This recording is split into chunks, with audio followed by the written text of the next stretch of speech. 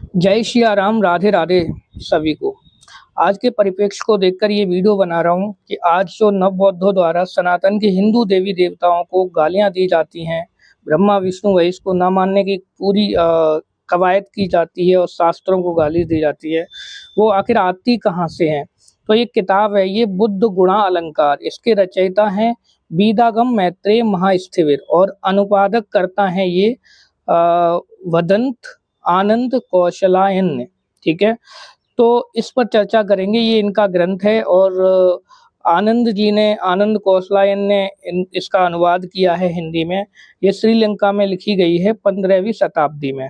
ठीक है, अभी इसको देखते हैं कि आखिरकार आती कहाँ से हैं ऐसी घृणित चीजें। तो अभी आप देख रहे होंगे, इसमें लिखा हुआ है उत्तम जन अन्य जनों को देखते हैं तो लज्जा से स्त्री के पास भी नहीं बैठते। कहते हैं कि महादेव उमा पार्वती नामक कांता को अपनी गोद में ही बिठाए रखता है। अर्थात इसका कहना ये है कि जो उत्तम जन होते हैं वो अपनी पत्नी को अपने पास नहीं बिठाते, और ये महादेव है वो पार्वती जी को अपने पास बिठा के रखता है। जिसने संसार के लोगों की रक्षा करने वाले लज्जा तथा भय नामक दोनों धर्मों को नष्ट कर डाला, उस महेश्वर की नाना प्रकार से पूजा करने अर्चना करने से क्या लाभ होगा। देखिए, दूसरा इन्होंने जो आप आजकल बहुत सुनते होंगे कि आयुध या तो दूसरों का विनाश करने के लिए रखा जाता है, अन्यथा आत्मरक्षा के लिए रखा जाता है। महादेव की त्रिशूल की होने से स्पष्ट होता है कि उसका इस संसार से राग द्वेष का संबंध है। अर्थात इसका कहने का मतलब ये है कि महादेव जो हैं वो इस संसार से द्वेष करते हैं। महादेव का कोई ना कोई शत्रु है, तभी वो त्रिशूल रखते हैं। अब इनको मैं ये कहना चाहूँगा कि जो बौद्धों ने बौद्ध धर्म के कुछ अपराजित करके है, कोई और भी हैं कुछ बोधिसत्व, उनकी जो मूर्तियां बनाई हैं उनमें एक से अधिक हथियार लिए खड़े हुए हैं वो, तो उनका लगता है उनके ज़्यादा दुश्मन होंगे महादेव से ज़्यादा। देखिए, महादेव को किसी दुश्मन से डर नहीं है, बल्कि आप जैसे लोगों को डर है महादेव से। हमारे महादेव किसी से नहीं डरते। ये इस तरीके से आलोचना करते हैं, और कुछ हमारे सनातन धर्मी लोग ही, कुछ विद्वान लोग ही ये बोलते हैं कि ये तो हमारे भाई हैं, ये तो हमारे सनातन धर्म का पार्ट है। ये कैसे भाई हैं आपके? मैं आपसे पूछना चाह रहा हूँ। आप इनको गले लगा रहे हैं और ये आपके पीठ में पीछे से छुरा भोंकने का काम कर रहे हैं।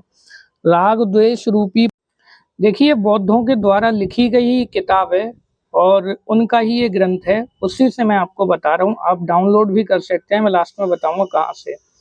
जिन्हें संसार के स्वभाव का ज्ञान है, ऐसे ज्ञानी सदाचारी जन न अपने नृत्य करते हैं और न दूसरों द्वारा किया गया नृत्य देखते।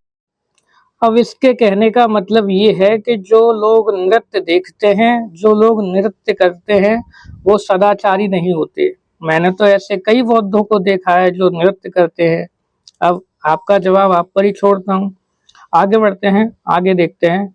अभी यहीं तक नहीं, इन लोगों ने और भी बहुत कुछ लिखा है। मैं तो छोटी छोटी चीजें दिखा रहा हूँ आपको जो दिखा सकता हूँ, वरना कुछ तो मूर्तियां ऐसी हैं जो आपको दिखा भी नहीं सकता।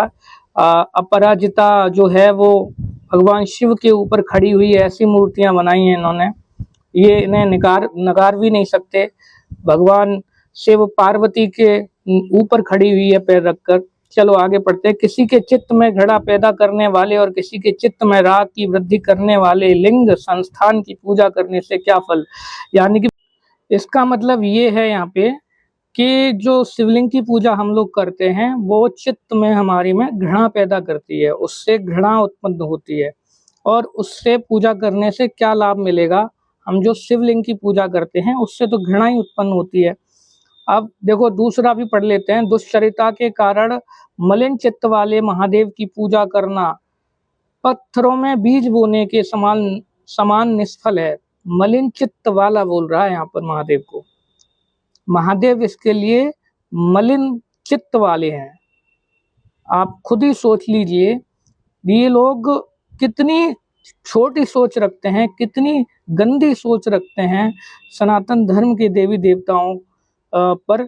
ये सनातन धर्म के देवी देवताओं को ही टारगेट करते हैं और शास्त्रों को टारगेट करते हैं, और उन्हें बहुत गंदी गंदी अभद्र भाषा का उपयोग करते हुए संबोधित करते हैं। ये इन्हीं का ही लिखा हुआ है 15वीं शताब्दी में, कोई किसी दूसरे ने नहीं लिखा हुआ है, एक बौद्ध ने ही लिखा हुआ है। आगे चलते हैं। अब ये पढ़िए आप, मेरे सत्य वचन को सुनो, तुम इस तत्व की बात को नहीं जानते। विष्णु को किसी का भय अवश्य होगा, इसीलिए उसने हाथ में गदा आयुध धारण किया है। अब देखिए, जो बात इसने महादेव भगवान को बोली थी वही विष्णु भगवान को बोल रहा है यहाँ पर। और सेम जवाब मेरा यही है कि तुम्हारे जैसे लोगों को डर है भगवान विष्णु से, भगवान राम से, भगवान शिव से, इसीलिए तुम लोगों को ये सारी अनर्गल बातें करनी पड़ रही हैं अपने ग्रंथों में, अपनी किताबों में। बाकी भगवान शिव को किसी से डर नहीं है, ना ही भगवान शिव से कोई डरता है। भारत में आजकल महात्मा बुद्ध का सहारा लेकर, उनके नाम के सहारे कुछ नए बौद्ध हैं भारत में जो अपना अलग एजेंडा चला रहे हैं, उनका अलग एजेंडा है और उन्हें इससे बहुत अच्छा फायदा भी हो रहा है। अब आगे देखते हैं। आगे ये फिर अपने महात्मा बुद्ध के बारे में लिखते हैं और उनकी प्रशंसा बताते हैं किस तरीके से है। लिखते हैं, जिस देश में तथागत नहीं गए वह देश देश नहीं है, जो सिर उनके चरणों में नहीं झुका वह सिर सिर नहीं है, जिन आँखों में उनके दर्शन नहीं किए वे आँखें आँखें नहीं, और जिन वाणी ने उनका गुणगान नहीं गाया वो वाणी वाणी नहीं है। आगे भी देख लेते हैं। जिस चित्त के तथागत की याद न की हो वह चित्त नहीं है, जिस मुंह से उनका गुणगान न गाया हो वह मुंह नहीं है, जिन हाथों ने उनकी वंदना न की हो वो हाथ हाथ नहीं है, जिस प्राणी ने उनकी शरण ग्रहण न की हो प्राणी प्राणी नहीं है। अब इनके कहने का मतलब यह है कि जिस देश में नहीं गए बौद्ध वो देश नहीं है, जिस मुंह ने उनकी प्रशंसा नहीं करी वो मुंह नहीं है, जो प्राणी उनकी चरणों में नहीं झुका उसका, जिसका सिर चरणों में नहीं झुका वो सिर नहीं है। ठीक है, इस तरीके की बातें कर रहे हैं। इन बातों से हमें कोई आपत्ति नहीं है, आप कैसी भी बातें करो, लेकिन आप इस चीज़ को हमेशा ध्यान में रखो कि आप किसी को दुख ना पहुंचाओ, किसी के धर्म के बारे में अनर्गल बातें ना करो। दूसरी चीज़ें पढ़ लेते हैं। अभी फिर से ये हमारे देवी देवताओं पर आ गए। अभीष्ट अग्नि देवता को रुचि पूर्वक घर घर में बिना बुझाए निरंतर सुरक्षित रखने वाली स्त्रियां भी इस संसार में रोगासत्र होती हैं। अब ये उन महिलाओं को रोगासत्र बोल रहा है, उन स्त्रियों को जो शाम को भगवान के सामने दीपक जलाती हैं, या अखंड ज्योति जो होती है सनातन धर्म में वो जलाती है, दीपक जलाना। उनको रोगासत्र क्यों बोल रहा है? क्योंकि ये दीपक जलाती हैं, उससे कोई फायदा नहीं होने वाला, ये कह रहा है। एक बार को धार्मिक लिहाज को साइड कर देते हैं कि धार्मिक लिहाज से कोई फायदा नहीं होता, उसको साइड कर देते हैं। फिर भी एक प्रैक्टिकल लिहाज देखते हैं कि दीपक जलाने से अंधकार दूर होता है।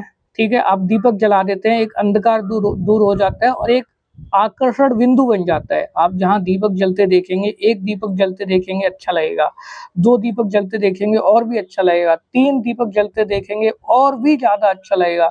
ऐसे 1 से 2 से 4 से अधिक दीपक जलते देखेंगे, आपको अच्छा लगेगा नहीं लगेगा। और दीपक जलाने से हानि तो है ही नहीं है, उससे कम से कम अंधकार दूर हो रहा है। और अगर धार्मिक लिहाज से देखेंगे दीपक जलाना, तो अगर भगवान के सामने आप दीपक जला रहे हो, ठीक है, तो वो पूजा का एक पार्ट हो गया, उसके भी एक धार्मिक फायदे हैं, वो कभी बताऊंगा मैं। आगे चलते हैं, अभी लंबी हो जाएगी वीडियो। ठीक है, अब आगे ये उन ब्राह्मणों को बोल रहा है जो ब्राह्मण इनकी गाथाएं गाते हैं, मतलब थकते नहीं हैं बुद्ध के बारे में बोलने से। अपने लिए धन प्राप्त करने के उद्देश्य से ही मनहूस ब्राह्मण जन जिस अग्नि देवता की पूजा करते हैं, उस अग्नि देवता की पूजा करने से संसार को क्या भला हो सकता है। यानी कि अब उन ब्राह्मणों को बोल रहा है जो ब्राह्मण यज्ञ कराते हैं, हवन कराते हैं, और जिसमें भगवान की या यज्ञ जो होते हैं अग्नि देवता उनकी आहुति करवाते हैं, उससे क्या फायदा होने वाला है, उनको मनहूस ब्राह्मण बोल रहा है। देखिए, अब इस तरीके से इन्होंने हमें शांति की एक नई परिभाषा बताई है। और आप सब लोगों को पता भी होगा कि विश्व में जितने भी बौद्धिस्ट देश हैं उनमें कितनी शांति है, वो एक दूसरे के खून के प्यासे ही रहते हैं। आपने ये तो सुना ही होगा, चीन से जो इनके जो सबसे बड़े जो धार्मिक गुरु थे दलाई लामा जी, वो चीन से किस तरीके से भागे थे, चीन ने किस तरीके से उन पर हमला किया था। तिब्बत ने भी उनको शरण नहीं दी थी उस टाइम पे। इसी धरती ने, जो ये लोग जिन भगवानों को गालियां दे रहे हैं, महादेव को, विष्णु को, राम को, कृष्ण को, इन्हीं लोगों की धरती ने, इन्हीं लोगों के देश ने यहाँ उनको शरण दी थी, उनकी जान बचाई थी। तो ये तो हमें ना ही बताएं कि कितनी शांति है। बाकी ये वीडियो जो है आपके नॉलेज के लिए बनाई गई है, इसको अन्यथा मत लेना।